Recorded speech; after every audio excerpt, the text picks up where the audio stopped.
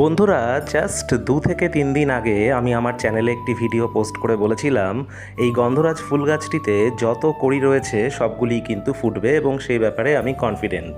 এখন দেখো, এত ফুল তো ফুটেছে, কিন্তু এত ফুল ফোটার পেছনে রয়েছে বহু বহু কারণ গন্ধরাজ ফুল গাছে ফুল আনা এবং ফুল ফোটানো কিন্তু খুবই সমস্যাজনক একটি ব্যাপার।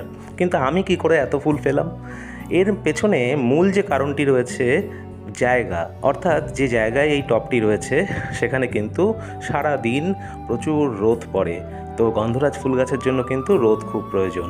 তাছাড়া গাছের মাটিও কিন্তু খুব ভালো হতে হবে এবং নিয়মিত গাছের মাটিতে তোমাদের দিতে হবে গোবর সার, এবং গোবর সারের সাথে যদি তোমরা পারো জৈব মিশ্র সারও কিন্তু নিয়মিত দেবে। তাহলেই কিন্তু তোমাদের গাছেও ফুটবে এত ফুল। আরেকটি ব্যাপার, যদি গাছের শেকড়ে রুট বাউন্ড হয়ে যায়, গাছের শেকড় 50% কেটে দিয়ে গাছটিকে আবার কিন্তু নতুন করে লাগিয়ে দেবে।